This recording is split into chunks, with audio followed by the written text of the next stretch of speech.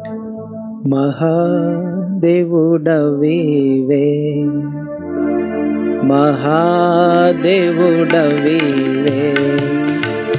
సర్వదర్శి సర్వజ్ఞాని, సర్వదర్శి సర్వజ్ఞాని, సర్వవ్యాపి యేసు నీవే, సర్వవ్యాపి యేసు నీవే, మహాదేవుడవివే, మహాదేవుడవివే.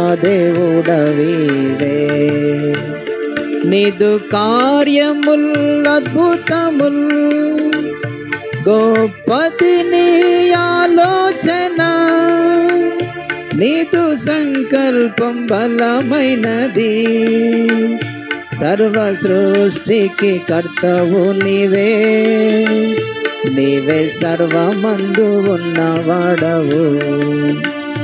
నీదు కార్యముల్ అద్భుతముల్, గొప్పది నీ ఆలోచన, నీదు సంకల్పం బలమైనది, సర్వ సృష్టికి కర్తవు నీవే, నీవే సర్వమందు ఉన్నవాడవు. మహాదేవుడవివే, మహాదేవుడవివే. గత దినములు స్మరించగా, గొప్పది నీ విశ్వాస్యత, మమ్ము కాపాడి సంరక్షించితివి, దయ కిరీటము మాకిచ్చితివి, మమ్ము ఆనందింపజేసితివి. గత దినములు స్మరించగా, గొప్పది నీ విశ్వాస్యత, మమ్ము కాపాడి సంరక్షించితివి, దయ కిరీటము మాకిచ్చితివి, మమ్ము ఆనందింపజేసితివి, మమ్ము ఆనందింపజేసితివి. మహాదేవుడవివే, మహాదేవుడవివే. విడచితిమి ప్రత్యేకతను, ఎన్నోసార్లు నిన్ను దుఃఖ పెట్టితిమి, సంఘ క్రమమును లెక్క చేయక, ఆత్మీయముగా నష్టపోతిమి, మాదు నెపములను బాపుము, మమ్ము క్షమించి సరిచేయుము. విడచితిమి ప్రత్యేకతను, ఎన్నోసార్లు నిన్ను దుఃఖ పెట్టితిమి, సంఘ క్రమమును లెక్క చేయక, ఆత్మీయముగా నష్టపోతిమి, మాదు నెపములను బాపుము, మమ్ము క్షమించి సరిచేయుము. మహాదేవుడవివే, మహాదేవుడవివే. రానున్న దినములలో స్థిరముగా నుండ దయ చూపుము, నన్ను నీకే అర్పించుకొందున్, నీదు మాటకు లోబడెదన్, నేడే నాతో మాట్లాడుము.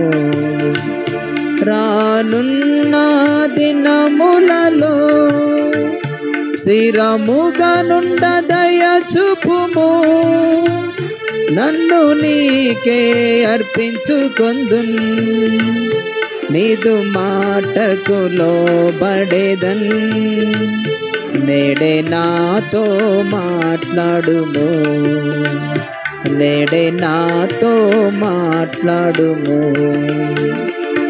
మహాదేవుడవివే, మహాదేవుడవివే. सर्वदर्शी सर्वज्ञानी सर्वदर्शी सर्वज्ञानी सर्वव्यापी येसु नीवे सर्वव्यापी येसु नीवे।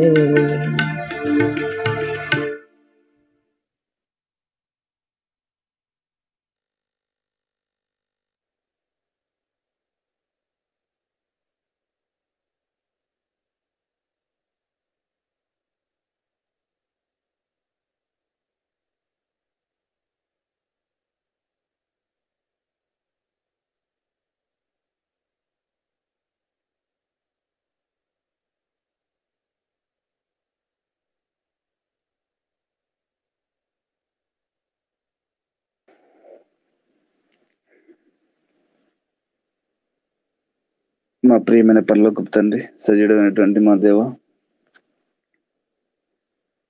మా రక్షణకర్త తండ్రి, సమస్తములకు ఆధారమైనటువంటి దేవుడు, పరిశుద్ధుడు, సమాధానకర్త, రాజులకు రాజు అయినటువంటి దేవుడు, పాపుల విమోచకుడు, పాపుల రక్షకుడు, మా రక్షణకర్త తండ్రి, మా రక్షకుడు యేసు ప్రభు నామమున వందనం చెల్లిస్తున్నాము తండ్రి. పాపులమైన మమ్మల్ని ప్రేమించి మహాకృప చేత యేసు ప్రభు ద్వారా మాకు ఇచ్చిన విలువైన రక్షణ బట్టి వందనాలు. పాప శిక్షణ శిల్లో భరించిన రక్తం కార్చాం ప్రభా, శిల్లో ప్రాణం పెట్టి చనిపోయి సమాధించబడి మరుదిన తిలేచు ద్వారా పాపల క్షమాపణ పరిహారం చేసి నీ మరణం చేత మరణాన్ని నరకాన్ని కొట్టివేసాం. నిత్య జయం ఇచ్చే పల్లకు రాజ్యానికి వారసులుగా చేసుకున్నాం తండ్రి. ఒక దినం ఈ లోకాన్ని విడిస్తే నీతో పాటు ఉంటాను నిరీక్షణ ఇచ్చారు. ధనులుగా చేసినందుకు వందనములు యేసు ప్రభు నామమున చెల్లిస్తున్నాం. ఏదైనా సజ్జలుగా ఉంచి దేవా మీ సన్నిధి తీసుకొచ్చినందుకు వందనం చెల్లిస్తున్నాను తండ్రి. ఉదయకాల సమన విధంగా కలిగినటువంటి ఆన్లైన్ మీటింగ్ లో పాల్పొందేటువంటి కృప ఇచ్చినందుకు వందనం చెల్లిస్తున్నాను తండ్రి. పాల్పొందే కృపనిచ్చినందుకు వందనాలు చెల్లిస్తున్నాను దేవా. మీ ప్రశస్త రక్తం మా పైన ప్రోక్షించి పతనాలు క్షమించి పవిత్రపరచండి. కలిగి ఉండేటువంటి సమయం ధరకి వాళ్ళు మీరు మాత్రమే మహిమను పొందమని తండ్రి. తండ్రి నీ ఉద్దేశాలు ప్రభా తండ్రి మాలో మాతో నెరవేర్చి మీరు మాత్రమే మహిమను పొంది తన మీ ఉద్దేశం నెరవేర్చండి. ఈ ఉదయకాల సమయంలో తండ్రి కలిగినటువంటి కొడుకులు ఏం నేర్చుకోవాలి ప్రభావ నేర్పించండి. మాటలు నీవు మాట్లాడేది నీవు నీ లేఖనాల ద్వారా తండ్రి మాతో మాట్లాడు. ఒక మాట ద్వారా మాతో మాట్లాడి మేము సరిచేసి హెచ్చరించి ప్రోత్సహించి బలపరచవలసిందిగా ప్రార్థిస్తున్నాం. సహాయించమని తండ్రి నీ కృపను కోరుకుంటూ మీరు మాత్రం మహిమను పొందమని సమస్త మహిమ ఘనత ప్రభావాలు మీకు ఆరోపిస్తూ మీరే సహాయించమని మరక్షకుడు యేసు ప్రభు నామమున స్తుతించి ప్రార్థన చేస్తున్నాం మా తండ్రి. ఆమేన్.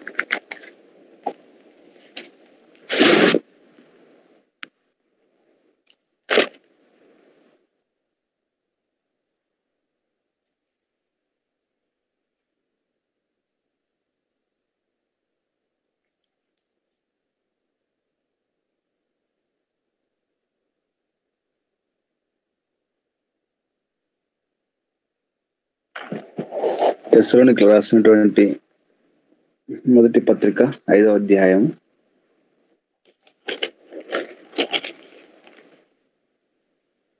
23వ వచనాన్ని చదువుకుంటాం.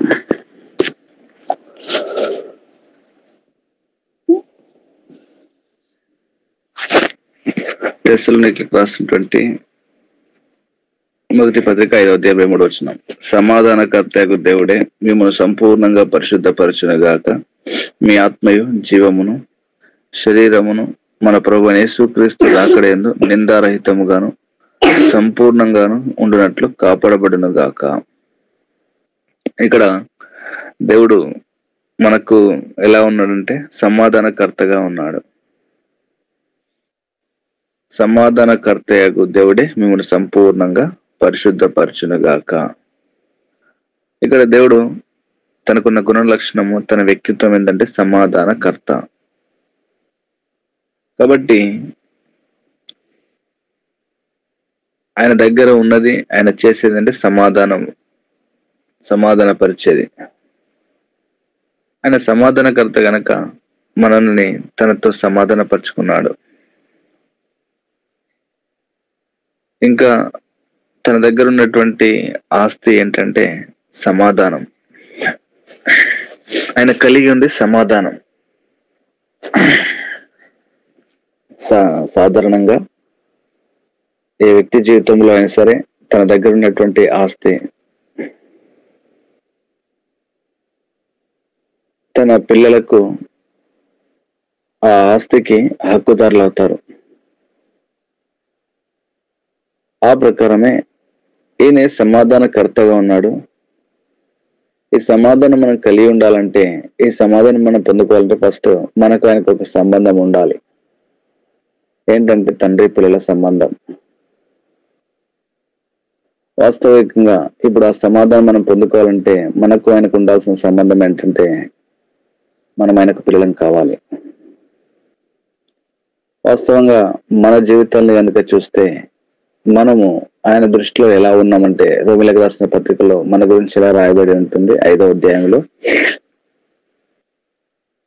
10వ వచనంలో, ఏలైనగా ఆయన శత్రులమై ఉండగా మనము దేవునికి దృష్టిలో శత్రులంగా ఉన్నాం. ఎఫెసీలో 2:3 ప్రకారం ఏంటంటే దైవోగ్రతకు పాత్రం. ఇది మనకున్న స్థితి, మన పొజిషన్. దేవుని దృష్టిలో మన స్థితి ఎలా ఉందంటే దేవునికి శత్రులంగా ఉన్నాం, దైవోగ్రతకు పాత్రంగా ఉన్నాం.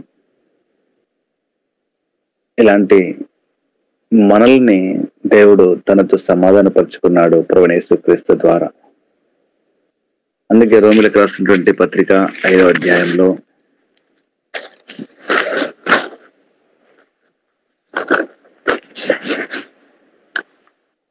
మొదటి వచనంలో, రోమిలకు రాసినటువంటి పత్రిక 5వ అధ్యాయం మొదటి వచనం, కాబట్టి విశ్వాసం మూలమున మనము నీతివంతులంగా తీర్చబడి మన ప్రభువైన యేసుక్రీస్తు ద్వారా దేవునితో సమాధానం కలిగి ఉన్నాము. శత్రులము, దైవోగ్రతకు పాత్రమైనటువంటి మనము ఆ దేవునికి మనము దేవునితో సమాధానపరచబడిన విధానం ఏ విధంగా అంటే ప్రభువైన యేసుక్రీస్తు ద్వారా దేవునికి మనకున్నటువంటి శత్రుత్వం తొలగించబడి దేవునితో సమాధానం పొందుకున్నాం యేసుక్రీస్తు ప్రభువునందు విశ్వాసం మూలముగా. అంత మాత్రమే కాకుండా ఈ సమాధానకర్త దేవునికి మనం ఎలా పిల్లలం అయినామో అంటే గలతీలకు రాసినటువంటి పత్రిక 3వ అధ్యాయం 26వ వచనం ప్రకారంగా, గలతీలకు రాసినటువంటి 3వ పత్రిక గలతీలకు రాసినటువంటి పత్రిక 3వ అధ్యాయము 26వ వచనంలో ఒక మాట రాయబడి ఉంటుంది.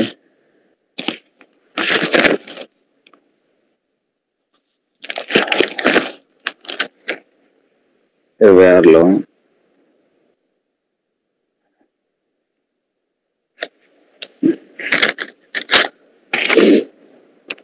యేసు క్రీస్తు నందు మీరందరూ విశ్వాసం వలన దేవుని కుమారులై ఉన్నారు.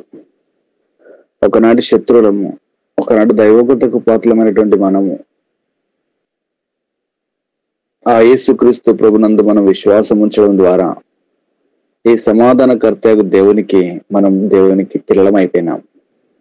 ఇది మన వలన కలిగినది కాదు, కేవలం యేసుక్రీస్తు ప్రభు ద్వారా, యేసుక్రీస్తు ప్రభునందు విశ్వాసం మూలముగా ఆ యేసు ప్రభు వారు మనల్ని ఆ దేవునితో సమాధానపరిచాడు, దీనికి సమీపస్తులుగా చేసుకున్నాడు. అంత మాత్రమే కాక ఆ యేసుక్రీస్తు ప్రభునందు విశ్వాసం ఉంచడం మూలముగా మనం ఆ దేవునికి పిల్లలమైనాం. యేసుక్రీస్తు ప్రభునందు విశ్వాసం అంటే యేసుప్రభు యొక్క శిల్వ కార్యమును, యేసుప్రభు నిజముగా నా కొరకు ఈ లోకానికి వచ్చాడు, నా శిక్షను, నా పాప శిక్షను శిల్లో భరించాడు, రక్తం కార్చాడు, నా కొరకు శిల్లో ప్రాణం పెట్టి చనిపోయి సమాధి చేయబడి మూడో దినాన తిరిగి లేచినాడు అని ఎవరైతే విశ్వసిస్తారో ఆ వ్యక్తులు దేవునికి ఏమైపోయినాం, మన పాపములు క్షమించబడ్డాయి. ఆయన కాచిన రక్తం ద్వారా మన పాపములు ప్రాయశ్చితించబడ్డాయి.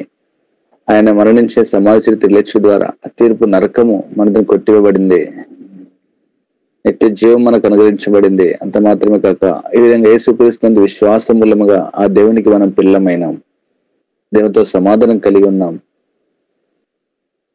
ఏ దేవుడు ఆ క్రీస్తునందు విశ్వాసం మూలము ద్వారా మనకు ఇచ్చిన ఆధిక్యత ఏంటంటే దేవునికి పిల్లమయ్యే భాగ్యం అనుగ్రహించినాం. ఇప్పుడు ఆయనకు పిల్లమైన కారణం బట్టి ఆయన దగ్గర ఉన్నటువంటి సమాధానము నాకు మనం హక్కుదారులం అవుతున్నాం. అందుకే పేతురు రాస్తున్నటువంటి పత్రికలో ఒక మాట అంటుంది, మొదటి పత్రిక 5:14 క్రీస్తునందున్న మీకు అందరికీ సమాధానము కలుగును గాక. ఒకరికి కాదు, ఎవరైతే క్రీస్తునందు విశ్వాసం ఉంచగలుగుతారో వారందరికీ సమాధానం. ఆ సమాధానం ఎలా పొందుకుంటాం? అందుకే దేవుడు సమాధానకర్త. ఆ సమాధానానికి మనం హక్కుదారులం కావాలంటే మనం దేవునికి పిల్లలం కావాలి. వాస్తవానికి దేవునికి పిల్లలం కావాలంటే దేవుని దృష్టిలో మన జీవితం శత్రులుగా ఉన్నాం, దేవునికి దూరంగా ఉన్నాం, దైవకృతకు పాత్రమైన స్థితి మనది. ఇలాంటి మనల్ని దేవుడు తన కుమారుడైన యేసుక్రీస్తు ప్రభు ద్వారా తనతో సమాధానపరుచుకున్నాడు. యేసు ప్రభు విశ్వాసం మూలముగా మనం దేవునికి పిల్లలమైనాము. ఇప్పుడు ఆయనకు పిల్లమైన కారణం బట్టి ఆయన దగ్గర ఉన్నటువంటి ఆస్తి సమాధానము, ఆ సమాధానానికి మనం హక్కుదారులము. అందుకే దేవుడు తాను ఏమి కలిగి ఉన్నాడో ఆటోమేటిక్ గా తన పిల్లలమైన కారణం బట్టి తన దగ్గర ఉన్న ఆస్తికి హక్కుదారులం అవుతాం. అందుకే దేవుడు అన్నాడు యోహాను 14:27 ప్రకారంగా, నా శాంతినే మీకు అనుగ్రహించుచున్నాను, లోకం ఇచ్చిండు కాదు, నా శాంతినే మీకు అనుగ్రహిస్తున్నాను. ఎప్పుడైనా గుర్తుపెట్టుకోండి, ఏ వ్యక్తి దగ్గర అయితే తను కలిగి ఉన్నదో అది ఆటోమేటిక్ గా తను కలిగి ఉన్నటువంటి ఆస్తి, తన దగ్గర ఉన్నటువంటి ఏ సంపాదన సరే తన పిల్లలకు ఆటోమేటిక్ గా తన పిల్లలు దానికి హక్కుదారులు అవుతారు. తన దగ్గర ఉన్నదే తండ్రి తన పిల్లకి ఇవ్వగలదు, తన దగ్గర లేని దాని గురించి మాట్లాడలేడు. కాబట్టి ఆయన సమాధానకర్త, ఆయన దగ్గర ఉంది సమాధానం. కనుక ఆ సమాధానమును నేను మాత్రమే ఇస్తానంటున్నాడు. ఇంకా మరీ చెప్పలే, నా సమాధానమునే నా శాంతిని మీకు అనుగ్రహిస్తున్నాను. ఎందుకంటే ఏదైనా ఒక సహాయం నీతో ఒక వ్యక్తిని ఆశ్రయించినప్పుడు, లేదా ఏదైనా డబ్బు విషయంలో ఒక వ్యక్తి దగ్గరికి వచ్చినప్పుడు, ఉదాహరణకు ఒక 10,000 రూపాయలు కావాలి అని ఒక వ్యక్తి దగ్గరికి వచ్చినప్పుడు తన దగ్గర ఉంటే తన మాట ఇవ్వగలుగుతాడు. సరే రేపు టైంకి రా నేను ఇవ్వగలుగుతానని చెప్పి అనగలుగుతాడు. ఒకవేళ తన దగ్గర లేనప్పుడు కూడా నేను ఇవ్వగలుగుతానని చెప్పడం ఏమవుతుందంటే అది మోసపూరితమైన చర్య. ఆశ పెట్టుకుని వచ్చినప్పుడు అయ్యో నిన్ను అన్నాను కానీ అవి నా దగ్గర లేవే అని చెప్తే అది సరైన విధానం కాదు. తన దగ్గర ఉన్నప్పుడు మాత్రమే మాట ఇవ్వగలుగుతాడు. అందుకే దేవుడు ఖచ్చితంగా చెప్పగలిగినాడు, ఆయన ఏంటి సమాధానకర్త. అందుకే అన్నాడు, నా శాంతినే మీకు అనుగ్రహిస్తున్నాను. తన దగ్గర ఉందే మనకి ఇవ్వడానికి ఇష్టపడి ఉన్నాడు. ఆయన సమాధానకర్త. అందుకే ఆ సమాధానం మనకి ఇవ్వాలని ఆశపడ్డాడు. అందుకే అన్నాడు, నా శాంతిని మీకు అనుగ్రహించున్నాను. కాబట్టి ఎవరయ్యా ఈ సమాధానం పొందుకుంటారు అంటే క్రీస్తునందు మీకందరికీ సమాధానం కలుగాక. దేవునికి మనకు సంబంధం ఉండాలి. ఎలాంటి సంబంధం? తండ్రి పిల్లల సంబంధం. ఆ దేవదేవునికి మనం ఎలా పిల్లలమైపోయినాం? ఆ యేసుక్రీస్తు నందు విశ్వాసం ఉంచడం ద్వారా దేవునికి మనం పిల్లలమైనాం. ఆయనకు పిల్లమైన కారణం బట్టి దేవుడు మనకి ఏమిస్తున్నాడంటే, మనకి ఇచ్చిన గొప్ప ఆస్తి, మనకు గొప్ప ఆధిక్యత ఉందంటే ఆయన దగ్గర ఉన్నటువంటి సమాధానం దేవుడు మనకు అనుగ్రహిస్తున్నాడు. కాబట్టి ఆ సమాధానం మనం కలిగి ఉన్నాం. ఇప్పుడు ఆ సమాధానం కలిగి ఉన్న హేతు చేత మనం ఆయన సమాధానం పొందుకొని ఏం చేయాలంటే సాధ్యమైనంత వరకు మన జీవితంలో సమాధానం పొందుకున్న నీవు నేను అందరితో సమాధానంగా ఉండాలి. ఫస్ట్ ఆయన మనము శత్రులమైనప్పటికీ దేవుడు తన కృప చేత యేసు ప్రభువునందు విశ్వాసం ద్వారా మనల్ని తనతో సమాధానపరుచుకున్నాడు. తన సమాధానం మనకి ఇచ్చినాడు. ఇప్పుడు మనం ఆ సమాధానం పొందుకున్న నీవు నేను ఏం చేయాలంటే సాధ్యమైనంత వరకు సమస్త మనుషులతో సమాధానంగా ఉండేది నేర్చుకోవాలి. ఏ వ్యక్తి మీద పగ ద్వేషం పెంచుకోవాల్సిన అవసరం లేదు. వాస్తవంగా శత్రులంగా ఉన్న మనల్నే దేవుడు తనతో సమాధానం పరుచుకున్నప్పుడు మనకెందుకు శత్రుత్వం మన జీవితంలో? అలా కాకుండా దేవుని సమాధానం పొందిన నేను సాధ్యమైనంత వరకు అందరితో సమాధానంగా ఉండేది నేర్చుకోవాలి. అందుకే దేవుడు అన్నాడు రోమిలకు రాసిన పత్రిక, శక్యమైతే సమస్త మనుషులతో మీరు సమాధానంగా ఉండుడే. ఏం చేయాలి? మనం సాధ్యమైనంత వరకు సమస్త మనుషులతో సమాధానంగా ఉండాలి. ఇంకా కొరింథీయులకు రాసిన పత్రికలో అంటాడు, సమాధానం ఉండడానికి మనం పిలిచినాడు దేవుడు. మనం పగలు పెట్టుకోవడానికి, ద్వేషం పెట్టుకోవడానికి పిలవలే. మనం అందరితో సమాధానం ఉండడానికి పిలిచినాడు దేవుడు. మనం సమాధానంగా ఉండాలి. ఆయన సమాధానం పొందుకున్న నేను అందరితో సమాధానంగా ఉండాలి. ఇది దేవుని యొక్క ఉద్దేశం. తర్వాత ఇంకొక దేవుని కుమారుడని నేను యేసుప్రభువుని నమ్ముకున్నా అని మన నోటి మాటలతో చెప్పేది కాదు. మన జీవితం, మన క్రియ, మనము దేవుని పిల్లలు అనేది తెలియబడాలి. అందుకే మత్తయి సువార్తలకు దేవుని పిల్లలకు ఉన్నటువంటి గొప్ప లక్షణం ఏంటంటే, మత్తయి సువార్త 5వ అధ్యాయము, మత్తయి సువార్త 5వ అధ్యాయము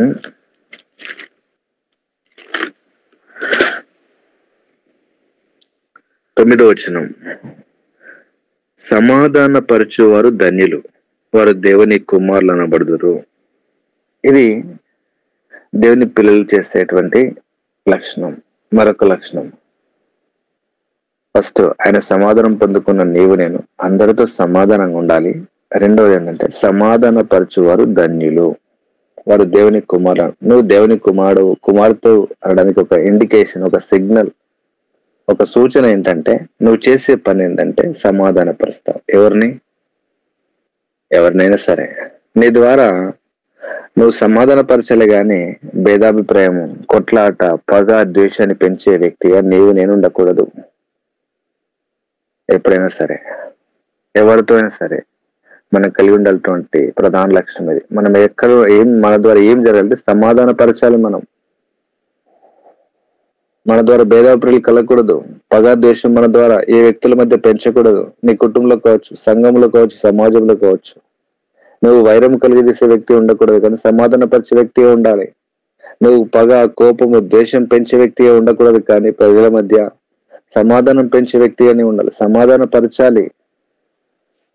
దేవుని సమాధానం పొందుకున్న నువ్వు ఎక్కడున్నా అందరితో సమాధానంగా ఉండాలి.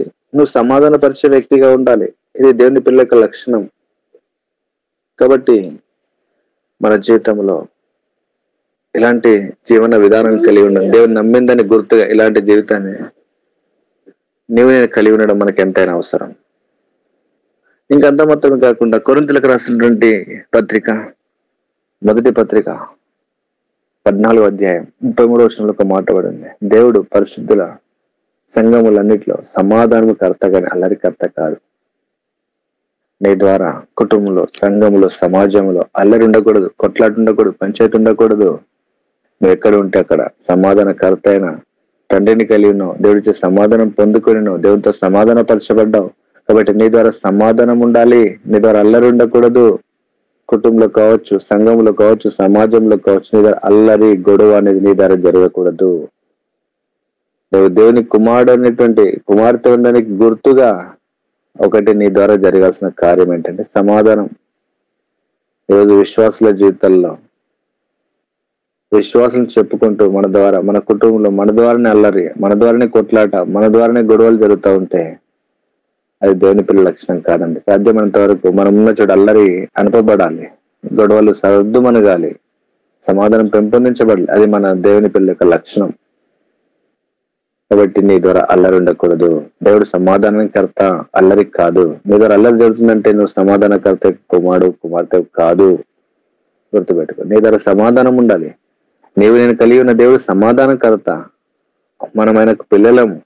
ఆయన మనకి ఇచ్చిన సమాధానం అల్లరినివ్వలే, సమాధానం ఇచ్చాడు. కాబట్టి మనం సమాధానపరిచే వ్యక్తులంగా ఉండాలి. ఆయన ఇచ్చే సమాధానం కలిగి జీవించాలి. మనం ఇతరులను సమాధానపరచవలసిన వరంగా మనం ఉండాలి. ఇది మనకు అవసరం. ఒకసారి ఉదయకాల సమన మన జీవితాన్ని ఒకసారి ఎలా ఉంది ఒకసారి పరీక్షించుకుంటే బాగుంటుంది. ఆయనకున్న పేరు సమాధానకర్త. అందుకే ఆ సమాధానకర్త మనల్ని తనతో సమాధానపరుచుకున్నాడు.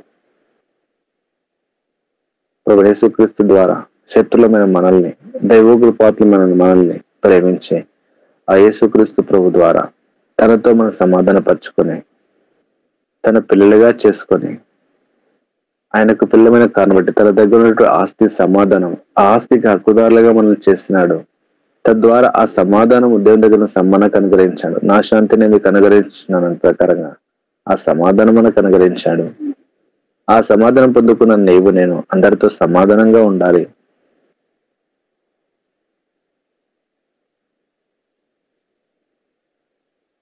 సమాధానంగా ఉండాలి. అందరితో నువ్వు సమాధానపరిచే వ్యక్తిగా ఉండాలి. నీ ద్వారా అల్లరి ఉండకూడదు, సమాధానం ఉండాలి. ఒకళ్ళు నిజంగా అందరితో సమాధానంగా ఉంటున్నావా? సమాధానపరిచే వ్యక్తిగా ఉంటున్నావా? కొట్లాట పెట్టించే వ్యక్తిగా ఉంటున్నావా? పగ ద్వేషం పెంచే వ్యక్తిగా ఉంటున్నావా? సమాధానం పెంపొందించే వ్యక్తిగా ఉంటున్నావా? దేవుడు అల్లరి కర్త కాదు, సమాధానకర్త. నీ ద్వారా అల్లరి జరుగుతుందా? కుటుంబంలో, సంఘంలో, సమాజంలో? అలాంటిది మంచిది కాదు.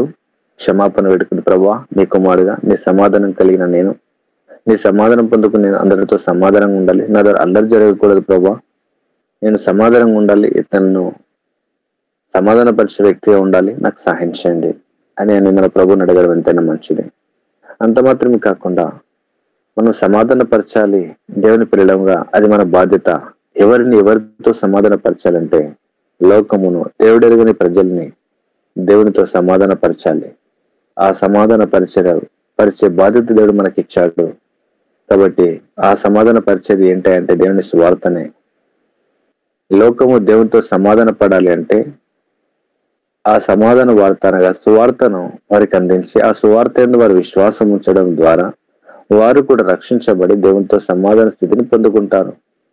లోకమును దేవునితో సమాధాన పరిచే బాధ్యతను దేవుడు మనకి ఇచ్చాడు. కొరింథీయులకు రాసినటువంటి 2వ పత్రిక 5వ అధ్యాయము 18, 19, 20 వర్షాల ప్రకారంగా దేవుడు మనకిచ్చిన బాధ్యత అక్కడ తిరుగుతాం. మనల్ని దేవుడు ఒక సందర్భంలో క్రీస్తుకు రాయబారులుగా చేస్తున్నాడు. కాబట్టి ఆ రాయబారి పని ఏంటంటే సమాధాన పరిచే పని.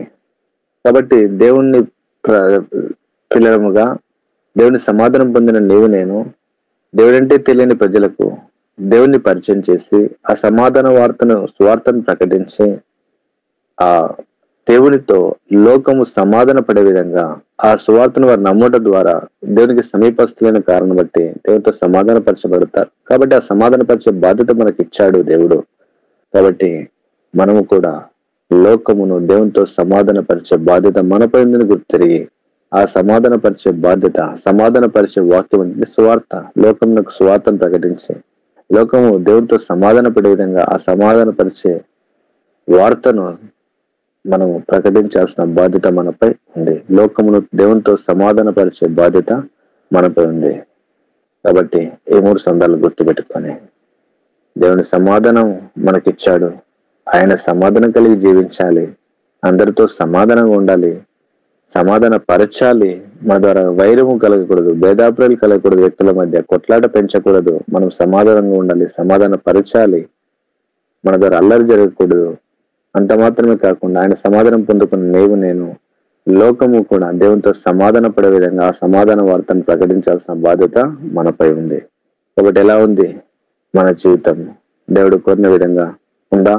ఒకవేళ దానికి విభిన్నంగా ఉంటే ఉదయకాల సమయం మన జీవితాన్ని ప్రభు ఎదుట సరి చేసుకుని క్షమాపణ వేడుకుని, ప్రభువా నువ్వు కోరిన విధంగా బ్రతుకున్నట్లు సిద్ధపరచు, నీ సమాధానం కలిగి నేను ఇక ముందు అందరితో సమాధానం ఉండడానికి నా ద్వారా ఇక ముందు కూడా తండ్రి ఎన్నో సందర్భంలో ఒక వ్యక్తి గురించి ఇంకొక వ్యక్తి గురించి తప్పుగా మాట్లాడుతూ వచ్చాము, వారి మధ్య భేదాభిప్రాయాలు పెంచుతూ వచ్చాము. క్షమించాము, మీ రక్తంలో కడిగి శుద్ధించండి. ఇక ముందు మేము ఒకరికి భేదాభిప్రాయం కలిగజేసే వారంగా ఉండకుండా ఒకరికి సమాధానం కలిగజేసే విధంగా ఉండాలి. మా ద్వారా సమాధానం ఉండాలి, మా ద్వారా వైరం ఉండకూడదు, కొట్లాట ఉండకూడదు, పంచాయతీలు ఉండకూడదు. మా ద్వారా మేము ఎక్కడ ఉంటే అక్కడ సమాధానం ఉండాలి. మేము ఇతరులని ఒకరిని సమాధాన పరిచే వ్యక్తులంగా ఉండాలి.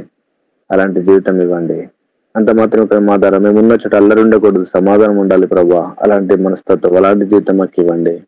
మీ పిల్లమైన గుర్తు మేము ఎక్కడ ఉంటే అక్కడ సమాధానంగా ఉండాలి, అందరితో సమాధాన పరచాలి. అలాంటి జీవితాన్ని మాకు ఇవ్వండి. అదే విధంగా మాపై ఒక గొప్ప బాధ్యతను మాకు అప్పచెప్పారు. లోకమును నీతో సమాధాన పరచాలి, ఆ సమాధాన వార్తను స్వార్థను ప్రకటిస్తూ లోకం నీతో సమాధాన పరచడానికి కూడా మాకు అలాంటి జీవితం మాకు ఇవ్వండి అని చెప్పి మన జీవితాలను ప్రభుకు అప్పు చెప్పుకొని అలాంటి జీవితం కొరకు మన జీవితాన్ని ప్రభు మీద ఆధారపడి అట్టి జీవితం మనకు అనుగ్రహించిన మహిమ కొరకు జీవింపజేయను గాక. ఆమేన్.